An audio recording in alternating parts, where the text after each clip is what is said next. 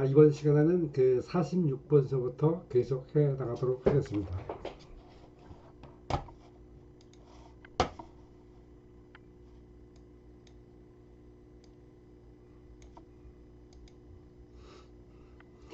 46번 보기에서 설명하는 커피 생산국과 커피 품종의 연결이 올바른 것은, 그 문장을 보면은 큐바 남쪽에 위치한 섬나라로 1728년 마르티니크에서 유입되어 재배되었다. 이 커피는 커피의 황제라고 불리며 세계적 명성을 갖고 있다.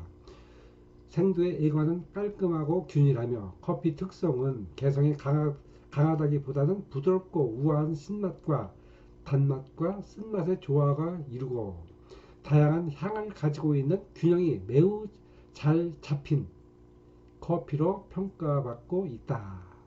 그래서 대체적으로 보면은 세계에서 가장 우수한 커피 품종이다 이렇게 얘기를 하고 있는데, 세계 3대 커피로도 들어갑니다. 이게 정답은 4번의 자마이카의 그 브루마운틴이라고 얘기를 했죠. 그러니까 보통 한 1100고지, 그러니까 높은 산 기슭에서 재배가 되는 그런 품종이죠. 그래서 뭐 상당히 좀 비싼 편입니다. 그러니까 우리나라에서 한 1kg 살려면 보통 한 4만원 돈 이 정도 줘야 먹을 수가 있습니다. 근데 저도 마셔보니까 상당히 커피 맛이 좋습니다. 다음은 47번 과테말라의 대표적인 커피로 스모크 커피의 대명사로 알려진 커피를 생산하는 지역은, 과테말라 하면은 유명한 커피가 안티구아 아닙니까? 안티구아. 그래서 이 스모크 커피는 뭐냐면 안개가 많이 끼는 지역에서 생산된 그런 커피라는 얘기입니다. 그래서 커피가 그 품질이 좋은 커피를 생산하려면 안개가 많은 지역이 좋다 이렇게 얘기를 하고 있습니다. 그래서 특히 그 과테말라 그 안티구아는 이런 그 안개가 많이 껴서 좋은 품질의 커피를 그 스모크 커피를 갖다가 만들어낸다 이렇게 여러분들이 아시면 되겠습니다. 이 48번은 세계 3대 커피, 그 세계에서 가장 대표적인 3대 그 커피를 갖다가 묻는 그런 질문입니다. 하와이에서 가장 유명한 커피로 신맛과 과일 향이 은은하게 입안을 감돌아 자메이카 브루마운틴 커피, 예멘의 모카와 더불어 세계 3대 프리미엄 커피로 알려진 것은 무엇이냐? 그죠? 3대 커피죠. 프리미엄 커피. 가장 품질이 좋은 커피 세 가지. 자마이카 브루마운틴, 이 예멘의 모카, 또 하나는 하와이의 코나죠. 코나. 그래서 이 세 가지는 좀 반드시 숙지해 주시는 게 좋을 것 같습니다. 49번 예멘을 대표하는 커피로 신맛이 강하며 와인 향과 초콜릿 향을 강하게 느껴지는 커피는 뭐냐? 예멘에서 대표적인 커피는 물론 아까 모카라고도 했지만 모카에서 마타리라는 품종이 있습니다. 마타리. 이게 가장 예멘을 대표한다. 이렇게. 그러니까 모카 커피 중에서 마타리. 이게 가장 품질이 좋다는 그런 얘기가 되겠습니다. 다음 50번 모카의 의미로 적합하지 않는 것은 뭐냐? 그래서 우리가 배웠죠. 모카라는 것은 예멘의 커피를 갖다가 수출하는 대표적인 항구 이름이다 이렇게 얘기를 했죠. 근데 이걸 적합하지 않은 것, 그러니까 틀리는 것을 찾으라는 얘기입니다. 이건 3번이 정답이죠. 예멘과 에티오피아산의 최상급 로부스타를 모카라고 부른다. 이게 틀리는 건데 왜 틀릴까요? 예멘과 그 에티오피아에서 생산되는 커피는 모카죠. 모카는 아라비카 종입니다. 근데 여기는 로부스타라고 있죠. 로부스타는 콩고에서 처음 발견돼 갖고 주로 그러니까 아프리카 서안, 중부 서안 그 서쪽 지역에서 재배를 한다든지 아니면은 인도네시아, 베트남 이런 그 아시아에서 주로 많이 재배를 하고 있습니다. 그리고 또 설명했듯이 주로 그 인스턴트 커피 여기에 주로 사용한다고 했죠. 그러니까 이 로부스타는 아라비카 종보다는 약간 품질이 떨어지는, 그렇지만 이 병충해에 강하고 생산이 많이 되는 다수학 그 품종이기 때문에 많은 사람들이 또 이 롭스를 그 재배하고 있다 이렇게 되죠. 그러니까 여기는 결국 3번은 에디퍼슨 최상급 롭스타니고 원래 그 아라비카라고 해야 되는 거죠. 근데 여기 롭스터라고 했기 때문에 답이 틀린 거죠. 그 틀린 게 뭐냐고 물었으니까 결국 3번이 정답이 되겠습니다. 51번 부드러운 신맛, 과일향, 꽃향기 등으로 에티오피아 커피 중 가장 세련된 커피로 인정받고 있으며 커피 귀분이라는 칭호를 받고 있는 그런 그 생산 지역은 어디냐. 그래서 뭐 정답은 2번에 이르가 체페입니다. 그래서 이르가 체페의 그 커피 특징을 보면은 우선 그 로스팅 할 때 하이 로스팅을 사용을 하고 또 부드러운 부드러운 맛이 거의 그 특성이라고 얘기를 하죠. 그래서 부드러운 맛, 신맛, 과일향, 꽃향기가 풍부한 특히 그 신맛이 조화가 잘 돼 있다고 얘기를 합니다. 그래서 이 커피의 귀분이라고 보통 얘기를 할 때 이리가 체페 이것도 기억을 해주기 바랍니다. 그리고 이제 53번, 54번은 뭐 하다 보니까 여러 개 뭐 이 자료를 갖다가 이렇게 발주를 하다 보니까 중복이 돼서 삭제를 했습니다. 그래서 대신 사진을 집어넣는데 이 사진은 조선호텔 그러니까 서울에 있는 조선호텔의 그 커피숍이죠. 그래서 한번 그냥 그 아고다라는 커피숍인데 옛날 제가 그 조선호텔 그러니까 좀 가끔가다 갔을 때 요즘에는 뭐 거의 잘 가지를 않습니다. 근데 갈 때는 커피숍이 통로였거든요. 근데 요즘에는 그 아고다로 이렇게 이름이 바뀌었더라고요. 그래서 그 옆에 왼편 쪽에 있는 사진은 커피하는 방법이죠. 그래서 주로 이 브랜드는 어떻게 할 것인가, 다음에 로스팅은 어떤 게 좋을 것인가 해갖고 직원들 보통 한 10명 정도를 선발을 해서 그 테스트를 시킵니다. 그래서 그 커핑은 객관적인 그 평가를 한다고 하는 거죠. 그래서 뭐 어느 때는 뭐 간부들이 나와서 커핑을 하기도 하고 그래서 하는 장면을 갖다가 사진에 찍어 놨습니다. 다음은 이제 이 54번부터는 커피 원두 볶음 정도 로스팅에 대한 문제가 이제 대부분 되겠습니다. 자, 54번 서로 다른 두 가지 이상의 커피를 섞어 새로운 맛과 향의 커피를 만드는 것은 무엇이냐? 이건 뭐 브랜딩이죠. 섞는 거 두 가지 이상 보통은 세 가지를 섞는 게 보편적인 방법입니다. 물론 그보다 더 많이 섞을 수도 있지만 되게 세 가지, 그러니까 두 가지 이상 이 품종과 품종을 섞는 게 그 브랜딩이라고 얘기를 했죠. 또 55번 분쇄 커피 입자 속으로 어떤 조건의 용매가 배어 들어가는 것을 무엇이라고 하는가? 약간은 뭐 좀 난해한 그런 거 문제가 되는데 이런 이 커피를 갖다가 분쇄를 하지 않습니까? 그러니까 커피 가루를 갖다가 넣고 거기에 뜨거운 물을 붓지 않습니까? 그러면은 결국은 그 뜨거운 물이 커피 입자 속으로 스며드는 거죠. 들어가는 거죠. 이걸 갖다가 침투라고 얘기를 합니다.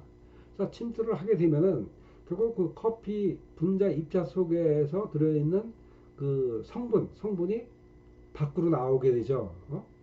녹아서 나오는 거죠. 녹아서 이걸 갖다가 용해라고 합니다. 용해. 또 분리는 다 커피를 갖다가 그러니까 이제 끓여서 마치면은 찌꺼기하고 이 커피 물하고는 분리를 해야 될 거 아니겠습니까? 이걸 분리.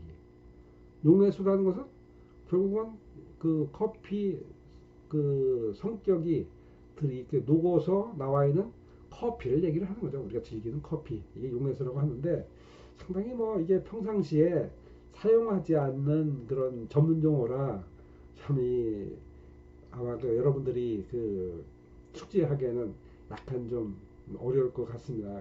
그렇지만 뭐 이걸 외워두면 크게 뭐 어렵지는 않습니다. 그러니까 침투 스며드는 거, 그리고 그러니까 물을 갖다가 집어넣잖아요. 이걸 용매입니다. 용매.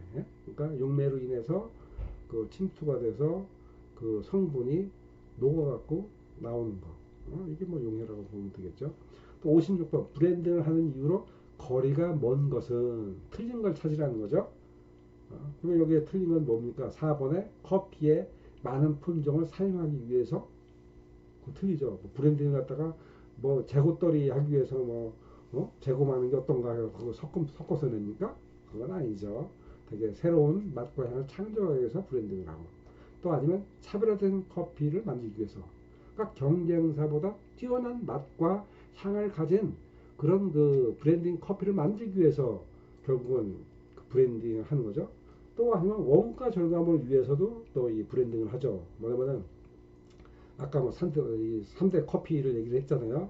그 자마이카의 브루마우스 커피 상당히 재료가 비싸죠. 분명히. 그리고 또 예멘의 모카, 이것도 비쌉니다. 또 뭐가 또 있죠? 세 번째, 하와이의 코나 커피, 이것도 상당히 뭐 질이 좋으니까 비싸죠. 근데 그 비싼 것만 섞어서 놨을 때 원가가, 뭐 커피는 맛이 있을지 모르겠지만 원가가 엄청 비싸겠죠. 그래서 보통 뭐 우리가 일반 커피 전문점에서 보면은 뭐 커피 한 잔에 싼 데는 1,500원, 아니면 뭐 보통 2,000원, 또 아니면 뭐 스타벅스 같은 경우는 보통 뭐 5,000원. 호텔 같은 데서는 뭐 호텔들은 저 어느 등급의 호텔이냐에 따라서 틀리는데, 비싼데 한 12,000원, 아니면 8,000원, 거기서 텐텐 붙여보십시오. 커피 한 잔에 15,000원 정도 됩니다. 그러니까 비싸면은 물론 뭐 글쎄 뭐 비싼 게 반드시 맛있는 커피라고, 품질 좋은 커피라고 볼 수는 없겠지만 소비자들이 부담이 되겠죠. 그러니까 가급적이면은 좋은, 그러니까 커피를 가격이 저렴하게 판매하는 게 아무래도 그 마케팅을 하는 데는 좋겠죠. 그러다 보니까 결국 브랜딩을 하는 이유는 뭔가 절감을 하기 위한 방편으로도 이용하기도 합니다. 또 57번, 커피 브랜딩에 관한 설명으로 알맞지 않은 것은, 이것도 틀린 걸 찾으라는 얘기죠. 이건 2번에 브랜딩은 생두에 열을 가해 조직을 최대한 팽창시키는 과정이다. 아니죠. 섞는 거라고 얘기했잖아요. 브랜딩은 있죠. 이 품종과 저 품종을 섞어서 이 독특한 맛을 갖다가 새롭게 창조하는 거라고 얘기를 했습니다. 그러니까 이게 틀리는 거죠. 다음 넘어가겠습니다. 이 58번, 좋은 브랜딩을 위한 준비로 적합하지 않는 것은 뭐냐. 이것도 틀린 걸 찾으라는 겁니다. 이건 2번, 특정 커피의 특성을 무시하고 다른 커피의 특성을 만들어 본다, 이겁니까? 아니죠. 뭐 그냥 무턱대고 커피를 갖다가 이렇게 뭐 이것저것 막 섞어갖고, 도대체 이거하고 이거하고 섞으면 무슨 맛이 나오나, 이걸 뭐 파악하기 위해서 브랜딩을 합니까?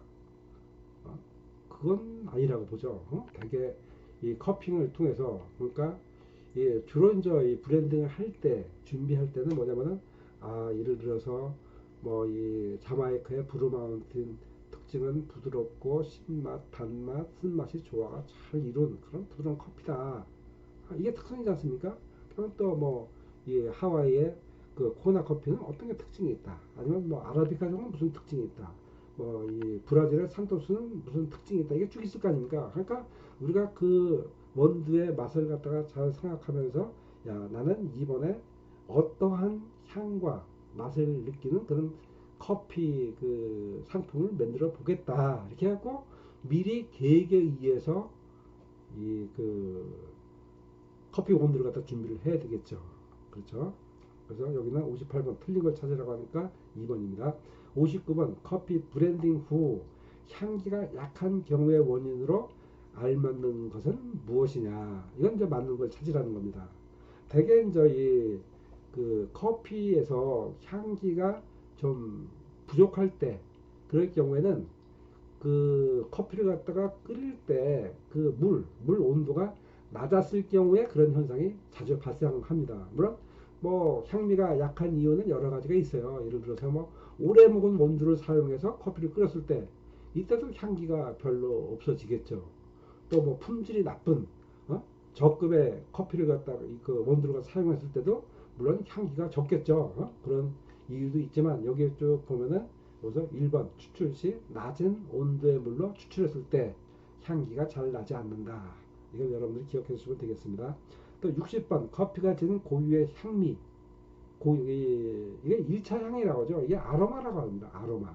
그러니까 어떤 과일에서 나오는 1차 향, 맛, 이게 이제 이 아로마라고 하고, 2차 향이라는 것은 제조 과정에서 생기는 맛이죠. 이걸 부캐라고 보통 우리가 얘기를 하는데, 이 부캐는 뭐 만약에 커피를 예를 든다면, 커피를 갖다가 브랜딩을 해서 로스팅을 해서 그럼 맛이 특성이 바뀌지 않습니까? 그래서 그때 그 2차적인 향과 맛을 갖다가 부캐라고 볼 수가 있는 거겠죠. 그래서 여기 보면은 이 커피가 지닌 고유의 향미와 맛 등을 객관적으로 평가하는 것을 무엇이라 하냐? 그럼 커핑이죠. 커핑. 그러니까 객관적으로 조사하는, 그러니까 이 커피 시음을 해보고 맛을 갖다가 테스트하는 거, 이게 커핑이라고 얘기를 합니다.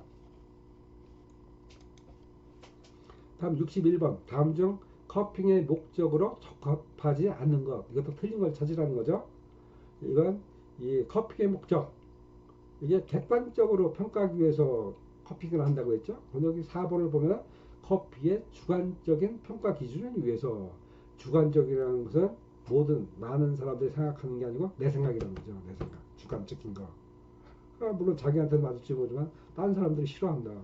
우리가 사람마다 뭐 취향이 다양하죠. 어떤 사람은 신맛을 강한 그런 그 커피를 좋아하는 사람도 있고, 어떤 사람은 부드러운 커피, 어떤 사람은 뭐 이태리 그 에스프레소 같은 그런 커피를 좋아하는 사람들 분명 많아요. 그렇지만 그게 이 세계 여러 나라에 보편화된 현상이라고 볼 수는 없는 거 아니겠습니까? 그 쓴맛을 좋아하는.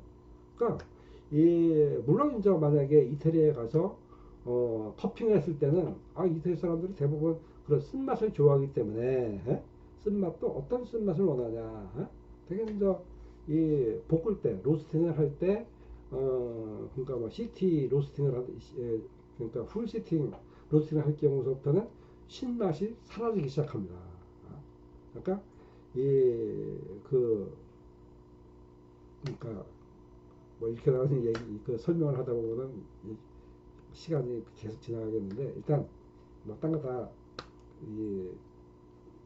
중지하고 일단 4번 객관적 커피의 주관적인 평가를 위해서 하는 게 틀리는 대답이기 때문에 여기에 정답이다, 이렇게 여러분들 하시면 되겠습니다. 또 62번 커핑에서 뜨거운 물을 붓고 5분 사이에 부풀어 오르는 커피를 깨트리면서 그 사이에 올라오는 향기를 평하는 용어는 뭐냐? 이건 2번의 브레이크입니다. 브레이크 뭐 이렇게 우리 차 브레이크 있죠. 뭐 그런 뭐 하여튼 의미가 있는지는 잘 모르겠죠. 어쨌든 되게 이제 커피 그러니까 입자 잘게 그 분쇄된 커피에다가 뜨거운 물을 붓게 되면은 결국 물이 이제 그 뜨거운 물이 그 커피 그 입자 속으로다가 스며들어가 들게 되면은 그 커피 입자가 부풀어 오르게 되죠. 부풀어 오르는 거. 그러면 부풀어 오르면서 향기가 나오겠죠. 이걸 브레이크라고 얘기를 합니다. 그 바로 63번에 그 용어 해설이 좀 나오는데 그걸 한번 보겠습니다. 그러니까 이 커피의 평가 용어 중 옳은 설명은 어떤 것인가? 이게 밑에 답을 보면 가나가 맞는 거라는 거예요. 그러니까 프레그라스는 용어가 있습니다. 프레그레스, 또 크러스트라는 용어가 있고, 그래서 프레그런스라는 것은 분쇄된 원두 상태의 커피에서 발산되는 향. 그러니까 우리가 커피를 갖다가 그 그라인더로다가 갈아 놓지 않습니까? 그러니까 잘게 분쇄된 커피에서 이렇게 맡아보면 커피 향이 냄새가 확 나죠. 우리가 되게 집에서 수동식으로 이렇게 커피를 가를 때 보면 그냥 방 안에 그 구수한 향기, 커피의 향이 쫙 퍼지죠. 이게 어느 면을 보면은 그 분자가 그러니까 이 공기 중으로다가 이렇게 흩어지는 적이죠. 그러니까 그 냄새가 나는 거죠. 이걸 이 프레그레스라고 얘기를 하는데, 그 향이 어떠냐, 그런 그 마른 커피, 이게 이제 이 프레그레스라고 얘기를 하고, 크러스트는 그 뜨거운 물과 커피가 만나 조직이 부풀어 오른 그 커피의 향, 그러니까 끓일 때 나오는 향, 막 이렇게 수증기가 무럭무럭 피어올 때 그 맛이 어떠냐, 이게 하는 게 이제 이 크러스트라는 거죠. 그리고 또 여기 보면 뭐가 있습니까? 플레버가 있네요. 플레버는 뭐 우리가 평상시 향기, 뭐 맛, 풍미, 향미, 뭐 이런 식으로 우리가 얘기를 하죠. 보통 맛을 얘기를 할 때 냄새가 어떠냐, 그럴 경우에 이 플레버를 갖다가 사용을 하고 있습니다. 그러니까 여기 63번의 정답은 1번 가나. 그러니까 프레그런스 이 크러스트 이게 정답이고 나머지 뭐 라운드리 뭐 애프터 테이스트 이건 다 틀린 그 대답이죠. 64번 커핑에서 커피 투명도로 커피를 마시는 순간부터 마신 후까지 부정적인 요소가 있는지를 평가하는 것은 뭐냐? 이건 정답은 4번 크림컵이죠. 크림컵 하면은 이거 깨끗한 컵 아니야? 그러니까 이 청소를 깨끗이 해놓은 그 어, 커피컵 이렇게 생각하면 안 되죠. 되게 이제 우리가 이 커피의 그러니까 커피 투명도로 커피를 딱 마실 때서부터 마신 후까지 그 사이에 혹시 나쁜 냄새가 나오는지 나한테 맞지 않는 그 향이 있다든지 신맛이 있다든지 단맛이 있다든지 이걸 갖다가 평가하는 게 크림컵입니다. 크림컵 아시겠죠? 65번 다음 가로 안에 알맞는 것은 무엇이냐? 커피를 볶은 지 24시간이 지나지 않아야 하며 로스팅 정도는 라이트 미디움 사이가 되어야 한다. 또한 로스팅 시간은 8시간 8분 내지 12분 사이가 되어야 하며 커피에서 탄맛이 느껴지면 안 된다. 이게 이제 그 라이트 미디움 이걸로다가 로스팅 할 때 이런 그 시간에 대해서 그 얘기를 하는 겁니다. 그래서 뭐 이렇게 그 이런 그 라이트 미디움으로 로스팅 할 때 이건 커피를 볶은 지 로스팅을 한 지 24시간 이내 그러니까 하루죠. 하루 이내에 그걸 마셔야 된다는 얘기죠. 그리고 또 이 그 로스팅을 한 다음에 그 시각은 그 8분 내지 12분 사이가 되어야 한다 이렇게 얘기를 하는데 그러니까 로스팅 시간을 재는 거죠. 너무 이걸 8분 내지 12분이 더 지나면 13분, 14분이 되면은 그보다 더 센 뭐 시티 로스팅이 된다든지 풀 시티 로스팅이 이렇게 되겠죠. 그래서 우리가 참고적으로 또 우리가 알아야 될 것은 되게 이 좋은 커피 원래 그 커피 재료가 갖고 있는 그런 그 특성을 갖다가 잘 즐기려면은 일단 가급적이면은 뭐 브랜드 그 그랜다를 쭉 갈아갖고 금방 뜨거운 물 버가고 커피로 만들어서 마시는 게 제일 맛있고 또 이 30분 그러니까 커피를 만들어 놓고 30분 이후부터는 산화가 시작합니다. 그러니까 향이 날아가게 되죠. 변하게 됩니다. 그래서 이 가급적이면은 일단 뭐 로스팅도 그렇고 또 그라인더도 그렇고 또 끓여서 그러니까 뭐 이 커피를 만들고 나서도 가급적이면은 빨리 마셔야 된다. 이게 이제 뭐 상식적으로 여러분들이 좀 알아두시는 게 좋습니다. 66번 분쇄는 커핑하기 몇 분 이내에 이루어져야 하는가? 그러니까 그때 가급적이면 분쇄하고 난 다음에 금방 커피를 그러니까 그 커핑을 해야 된다고 얘기를 했죠. 그게 15분입니다. 15분 전. 그래야 제맛을 느낄 수 있다는 얘기가 되겠죠. 또 67번 커피에 사용되는 물은 깨끗하고 냄새가 없어야 하며 그 용전 미네랄은 그 몇 ppm 사이가 적합한가? 이것도 뭐 무조건 외워야 되겠죠. 2번에 125 내지 175 ppm 이게 이제 이 커피를 만드는데 가장 좋은 그 물의 그 상태라는 거죠. 68번 다음 가로 안에 알맞는 것은 입자 속으로 용매입니다. 용매 이게 또 오자가 또 났습니다. 용매인 물이나 알코올 또는 기름 등이 배어 들어가면 입자 속에서 녹아들지 않는 성분들과 녹는 성분들이 얽혀 있다가 녹는 성분들이 떨어져 나와 기억 뭡니까? 여기 1번이 정답으로 되어 있네요. 그러니까 용매죠. 용매라는 건 결국 물을 얘기합니다. 물을 얘기해요. 그 물 속으로 녹아든다 이런 얘기죠. 이를 용해라고 한다.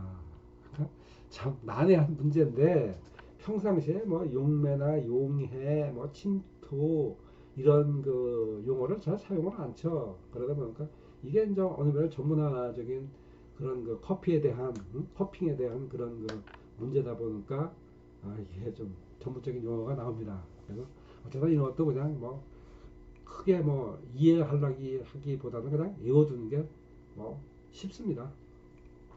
다음 69번 로스팅 단계를 올리브하게 짝지은 것은 뭐냐. 이건 맞는 걸 찾으라는 얘기죠. 그래서 뭐 정답은 1번 드라이링. 드라이링은 뭐 생두를 갖다가 건조를 시켜야 되겠죠. 이게 우선 해야 될 거 아니겠습니까? 그래서 그 생두가 건조가 되면은 뭡니까? 이걸 로스팅을 해야 되죠. 볶아야 되죠. 그 볶은 다음에는 어떻게 합니까? 이게 쿨링. 차갑게 식혀야 되겠죠. 이게 뭐 1번. 이 문제는 뭐 가장 쉬운 문제가 아닐까 이렇게 생각이 듭니다. 다음은 또 70번입니다. 다음은 흔히 알려져 있는 8단계 로스팅 과정 중 어느 것에 관한 설명인가? 이겁니다. 그래서 이 감미로운 향기가 나지만 이 단계의 원두를 가지고 커피를 축출하면 쓴맛, 단맛, 깊은 맛을 느낄 수가 없다. 하프시티 로스팅으로 알려져 있다. 하프시팅은 중간 정도의 시팅이라는 얘기죠. 그러니까 이건 라이트 로스팅입니다. 정답은 라이트 로스팅 1번. 기억해 주시고 또 71번 다음은 로스팅 8단계 과정 중 어떤 것에 관한 설명인가. 신맛이 강하게 살아나는 단계로 커피의 좋은 신맛을 즐기고 싶은 사람에게 적합하다. 생두의 온피는 그 껍질을 얘기하는 겁니다. 생두에 있는 껍질. 온피가 왕성하게 제거되기 시작하는 시점이다. 이게 어떤 시점이냐? 이건 정답은 4번은 시네먼 로스팅이라고 얘기를 하죠. 시네먼 로스팅. 그래서 우리가 그 커피 그 생두이지 않습니까? 원두 그린빈이라고 보통 얘기를 하는데 집에서도 볶을 수가 있어요. 프라이팬으로다가 거기다 집어넣고 좀 볶으면은 결국 그 뭐 1차 그 크랙이 나고 2차 크랙이 나죠. 거의 그 2차 크랙이 나는 순간이 이 시네먼 로스팅 직전입니다. 그때 보면은 막 그 커피 가루가 원래 그 그린빈 걸 집어넣었는데 볶다 보면은 막 그냥 그 뭐라 할까요? 그뭐 먼지라고 하기는 뭐하고 그 꺼풀이 벗겨져서 막 하늘로 올라가죠. 이 얘기를 하는 겁니다. 온피. 그러니까 뭐 실버 스킨이라든지 뭐 여러 가지 물질이 있죠. 시네만 로스팅입니다. 그건. 이 72번 다음은 로스팅의 과정 중 어느 것에 관한 설명인가. 커피의 특징인 신맛과 쓴맛 그리고 독특한 향기가 함께 나타나기 시작한다. 커핑 시에 많이 이용되는 단계로 아메리칸 로스팅이라고 한다. 그러니까 한점 부드럽게 마시는 거죠. 식사 중에 마시는 커피, 축출해서 마실 수 있는 기초 단계이며 원두는 담 갈색을 띈다. 이게 뭐냐? 그러니까 미디엄 로스팅입니다. 그러니까 특히 그 미국 사람들이나 캐나다 사람들이 커피를 10개 마시는 그런 습성이 있습니다. 그 사람들은 대부분이 그 미디엄 로스팅을 해서 이 커피가 뭐이좀 그러니까 좀 부드러운 우리 아메리카 커피 그 마시면 보지 않습니까? 좀 연하잖아요, 그렇죠? 그게 이제 미디엄 로스팅을 할 때 그 발생되는 그런 향입니다. 73번 로스팅의 과정 중 어느 것에 관한 설명인가. 신맛이 거의 없어지고 이 쓴맛과 진한 맛이 살아나면서 커피 고유의 맛이 강조되는 단계이다. 크림이나 우유를 가미해서 마시는 유럽 스타일의 커피에 알맞다. 원두의 색깔은 짙은 갈색으로 변하며 에스프레소 커피의 표준으로 많이 채택된다. 이게 되게 유럽 사람들 커피가 좀 진하다고 하잖아요. 그래서 그 사람들은 풀시티 로스팅을 주로 많이 합니다. 그래서 뭐 지난번에도 얘기를 했죠. 아메리카 사람들은 좀 옅은 커피, 그러니까 미디움 로스팅이라든지 뭐 그렇게 해갖고 좀 그냥 순한 커피를 좋아하고 동양 사람들은 중간 정도, 그러니까 뭐 풀시티가 아니고 그냥 시티 로스팅 정도, 아니면 뭐 라이트 로스팅 정도 이 정도를 주로 한국 사람들이 좋아합니다. 근데 유럽 사람들은 보통 뭐 풀시티 로스팅 이런 식으로 톡합니다. 그러니까 뭐 제가 그 유럽에 가서 나 커피 상당히 좋아하는 편인데 하루에 석 잔 이상 마시면 입안이 껄끄러집니다. 그러니까 우리에 안 맞는 거죠. 근데 유럽 사람들은 그런 걸 좋아한다는 거죠. 예, 이거 74번 로스팅에서 생두에 열이 전달하는 방식으로 알맞는 것은 전도 물질에서 그 옆에 있는 물질이 같이 데펴지는 얘기를 하죠. 복사 태양빛이 비춰갖고 거기에 이제 이 반사되는 그 빛, 이게 복사라고 하죠.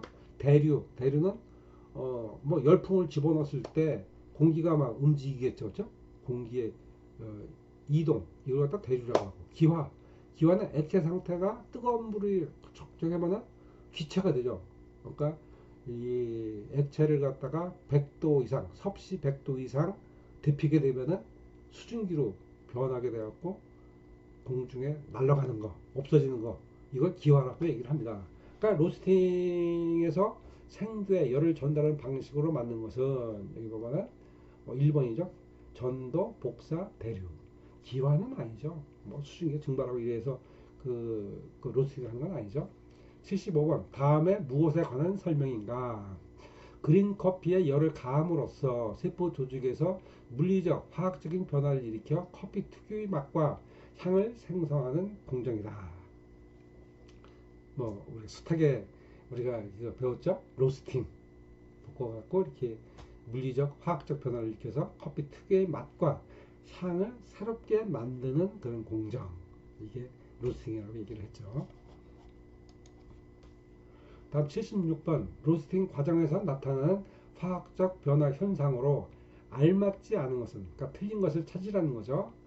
여기 보면 4번이 카페인은 로스팅 과정에서 증가한다. 그렇지는 않죠. 카페인은 각 품종마다 그러니까 품종마다 뭐 카페인 성분이 많이 들어가 있는 것도 있고 적게 들어있는 거 그렇습니다. 그러니까 카페인은 그 로스팅 한다고 해서 뭐 증발한다든지 뭐 이런 건 아니죠. 그 성분이기 때문에. 그래서 이게 4번이 틀린 답이 되겠습니다. 77번 로스팅을 하기 전에 로스터가 고려하지 않아도 되는 것은 무엇인가? 로스터는 로스팅을 하는 사람을 얘기를 하죠. 그래서 정답은 틀린 거 찾으라고 했으니까 4번 원두의 부피 감소율. 그러니까 원두가 로스팅을 하면은 그 부피가 감소됩니까? 오히려 50% 나지 150%가 증가가 되죠. 그 대신 무게가 줄어들죠. 무게가. 여기 뭐 거꾸로 해놨으니까 저게 틀리는 답이 되겠죠. 또 78번 커피 맛과 향, 로스팅 관계에 대한 설명으로 알맞지 않은 것은 무엇이냐. 이건 이번에 숙련된 커피 로스터는 맛과 향을 미리 예측하고 로스팅 정도를 결정해야 된다. 이건 맞는 대답인 것 같은데 숙련된 커피 로스터는 맛과 향을 미리 예측하고 로스팅 정도를 결정했다. 이건 제가 답을 잘못한 것 같습니다. 다시 한번 1번부터 쭉 읽어보겠습니다. 로스팅의 강약 정도는 추출된 커피 맛과 향에 결정적인 영향을 미친다. 이거 맞는 대답입니다. 3번을 보겠습니다. 같은 종류의 생두는 로스팅의 정도와 방법도 같이 해야 된다. 이것도 맞는 겁니다. 4번 브랜드 커피를 로스팅할 경우 원두별 맛과 향의 정도를 어떻게 어느 정도에서 조화시킬 것인가 까지 계산해야 된다. 브랜드 커피를 로스팅할 경우 원두의 맛과 향의 어느 정도 어떻게 가만히 있어. 이게 다 정답인 것 같은데 내가 보기에 2번이 그래도 이 설명으로 맞지 않는 거네요. 이게 두 가지 특성을 그 커피가 갖다가 그 미리 맛이 내가 이 커피하고 이 커피하고 이렇게 섞었을 때 이건 맛이 이런 맛이 나올 것이다. 이걸 예측하고 하는 건 아니죠. 특성 각 원두가 갖고 있는 그 품종의 특성을 갖다 미리 생각해갖고 내가 좋아하는 커피는 어떤 향이 나는 것인가, 그러니까 어떤 향이 나는 그 커피를 만들까 이걸 생각하면서 하는 거죠. 그 뭐 반드시 뭐 미리 이게 분명히 이거하고 이 품종을 섞었을 때는 아니 그 로스팅을 할 때는 이게 반드시 그런 맛이 날 것이다 이렇게 예측하고 하는 거야. 이건 어느 면으로 보면은 브랜딩 할 때의 그 설명이죠. 브랜딩 할 때의 설명. 그러니까 여기 로스팅 볶을 때하고는 틀린 겁니다. 그러니까 2번이 틀린 대답으로 정답이 되겠습니다. 저도 헷갈리네요. 79번 다음은 어떤 방식의 로스터에 대한 설명인가. 열 전달 방식이 주로 대류에 의해서 이루어지며 일반적으로 고온 고속 로스터로라고 알려져 있으나 실제로는 비교적 저온의 고속 열풍에 의해 빠른 속도로 로스팅이 진행되도록 설계된 로스터이다. 이렇게 되어 있는데 이건 뭐 3번 열풍식 로스터입니다. 열풍식 뜨거운 공기를 갖다 꽉 집어넣어 갖고 이렇게 이제 그 로스팅을 하는 거죠. 80번 다음은 로스팅 시 일어나는 크랙에 대한 설명이다. 틀린 것은 무엇이냐? 틀린 거 찾는 겁니다. 이건 이 정답이 2번에 커피 특성이 다르더라도 크랙은 같은 온도에서 일시에 일어난다. 이게 틀리죠. 그래서 되게 각 품종마다 어느 지역에서 생산된 거에 따라서 커피의 밀도가 약간씩은 조금씩은 미세하게 다 틀리죠. 그럼 그 밀도에 따라서 그 시간이 많이 걸리느냐 적게 걸리느냐 이게 좀 조금씩 다릅니다. 물론 우리가 이제 이 로스팅을 할 때 보면은 되게 이제 일자 크랙하고 따닥따닥 막 튀는 그런 소리가 들리는 거죠. 그 수분이 증발할 때 이쪽 그러니까 원두 저희가 좀 부풀어 소리가 나는 거 아니겠습니까? 그러니까 수분이 증발하면서 나는 그런 소리가 1차 크랙입니다. 그래서 이게 뭐 커피의 특성이 다르더라도 크랙은 같은 온도에서 일시에 한꺼번에 크게 나는데 이건 틀리는 대답이 되겠죠. 또 이 81번 그린 커피의 로스팅에서 열의 전달 방식이 아는 것은 뭐냐? 아까 뭐 대류에서도 열이 전달된다고 하고 전도, 그 옆에 있는 저 물질로 이렇게 온도가 옮겨가는 것이죠. 복사, 그게 반사 열이고. 근데 팽창은 아니죠, 그렇죠? 팽창 부풀어 오는 거 아니겠습니까? 우리가 팝콘 이렇게 옥수수를 갖다가 이렇게 기름에 이렇게 해갖고 그거는 푹뭐 일어나갖고 뭐 한 200%, 300%까지 막 크기가 변하잖아요. 그걸로 인해서 뭐 열이 전달되는 건 절대로 아니죠. 82번 커피의 당 성분과 단백질과 아미노사진이 반응하여 커피의 향미와 맛 성분을 만들어내는 것은 무엇이냐? 이것도 무조건 외우셔야 될 것 같습니다. 정답은 1번의 메이라드 반응입니다. 메이라드 반응. 외워두시기 바랍니다.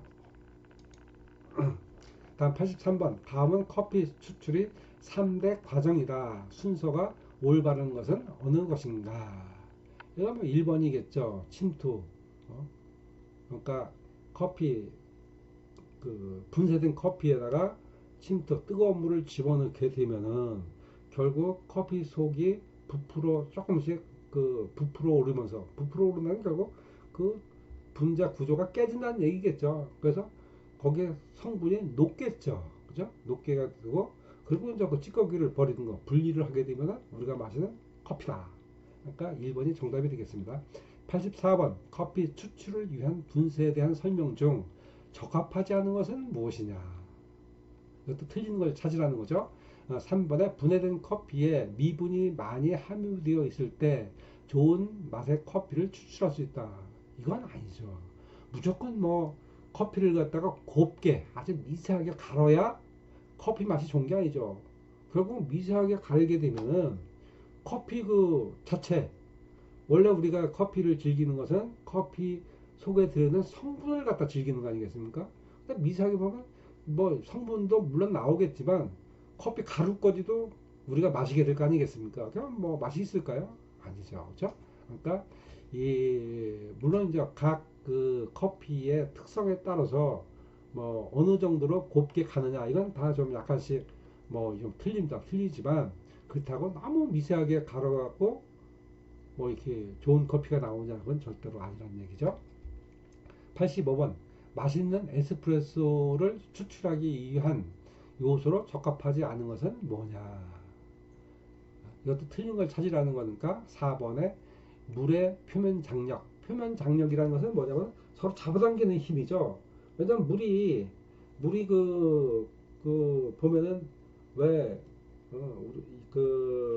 서로 그러니까 뭉치려고 하는 그런 습성이 있지 않습니까? 그래서 우리가 왜 무슨 뭐 연꽃 잎사귀에다가 물을 붓게 되면은 다 안 흩어지죠. 그냥 대기들끼리 뭉쳐갖고 막 이렇게 구슬처럼 막 왔다 갔다 하지 않습니까? 그게 표면 장력입니다. 그러니까 서로 그 떨어지려고 하지 않는 성질, 그러니까 뭉치려고 하는 그 성질, 이걸 갖다가 표면 장력이라고 얘기를 합니다. 근데 뭐 에스프레소 커피에 그게 표면 장력이 큰 요소로 작용하지는 않습니다. 주로 작용되는 게 분쇄도 얼만큼 커피를 잘게 부수었느냐, 분쇄를 했느냐, 이건 굉장히 영향이 많겠죠. 예를 들어서 너무 거칠게 분쇄를 했으면은 뭐 아무래도 아무리 압력을 줘갖고 커피의 성질을 뽑아낸다고 하더라도 다 뽑히지 않을 거 아니겠습니까?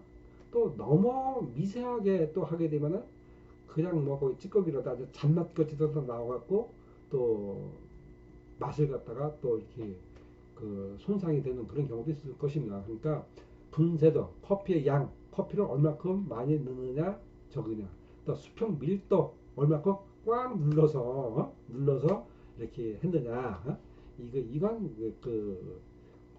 그러니까 적합한 요소라고 보고 4번이 아니죠. 틀린 거 찾으라고 했으니까 85번은 4번이 정답이 되겠습니다.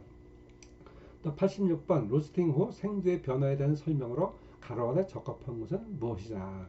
이것도 그냥 무조건 외워두셔야 되는 게 배속 편합니다. 로스팅된 원두를 그린빈과 비교해 보면 부피는 약 50% 내지 150% 이렇게 부풀어 오른다고 얘기를 했죠. 그 무게는 12% 내지 22%가 오히려 줄어든다는 얘기입니다. 그러니까 가벼워진다는 얘기죠. 우리가 뭐 팝콘 무게 있습니까? 안 그렇죠? 그러니까 부풀어올수록 부피는 커지지만 무게는 줄어든다. 이걸 참고적으로 여러분들이 이해를 하시면 되겠습니다. 87번 신선한 커피에서 나오는 지방 성분과 커피 향 성분이 결합해서 생성된 미세한 거품. 우리가 에스프레소 커피를 갖다가 이렇게 쭉 내려보면은 그 위에 이 아주 거품이, 그러니까 이 거품이 좀 옅은 색깔로 이렇게 미세하게 나오죠. 이걸 갖다 크레마라고 얘기를 합니다. 그래서 이 대개 이제 뭐 만약에 열이 뜨겁지 않는 거로다가 커피를 추출하게 되면 크레마가 잘 생기지 않습니다. 그리고 오래된 원두를 사용해서 또 이렇게 추출을 할 적에도 크레마가 잘 생기질 않아요. 그래서 우리가 실습 시간에 실습할 때 보면은 이 크레마도 맛의 성분을 갖다가 이렇게 좌우하는데 상당히 영향이 있습니다. 그래서 크레마가 상당히 중요하다는 거, 이것도 여러분들이 이해를 해주시기 바랍니다. 또 88번 로스팅 과정에서 생두 세포 내부의 수분이 기화하여 발산되는 과정을 무엇이라고 하는가? 이건 뭐 2차 크랙이죠. 수분이 그러니까 증발할 때 크랙이 따닥 이게 소리 나는 거, 이게 1차 트랙이라고 하고, 89번 커피 입자의 내부 조직과 외부 조직의 팽창 불균형에 의해서 일어나는 현상을 무엇이라고 하는가? 이게 2차 크랙입니다. 주로 이제 이렇게 커피가 로스팅 되면서, 원두가 로스팅 되면서 팽창이 일어나죠. 근데 팽창이 일어나는데 어떤 곳은 빨리 팽창이 되고 어떤 곳은 또 잘 팽창이 안 될 거 아니겠습니까? 그래서 되게 보면은 이 커피가 가운데 보면 이렇게 주름이 잡혀 있죠. 주름, 굴곡이 있죠. 주로 거기가 막 서로 다른, 그러니까 불균형에서 깨집니다. 대개서 2차 크랙은 이런 센터 컷이라고 얘기를 하는데, 그 센터 컷이 부서지면서 일어나는 그런 크랙, 그러니까 소리가 2차 크랙이라고 여러분들이 이해하시면 되겠습니다. 그럼 마지막 90번 로스팅 시 고려해야 하는 생두의 특징과 관계없는 것은 뭐냐? 이것도 틀린 거 찾으라는 거죠. 이건 4번이 정답이 되겠습니다. 생두의 수확 연도에 따른 색깔, 뭐 이걸 고려해야 됩니까?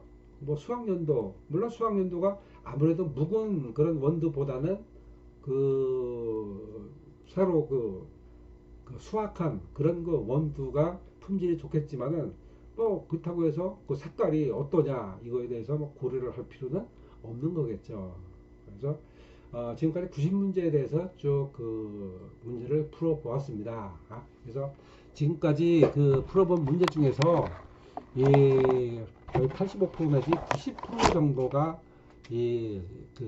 요번에 다음 주에 있는 중간고사나 아니면은 자격증 필기 시험에 나온다고 보면 되겠습니다.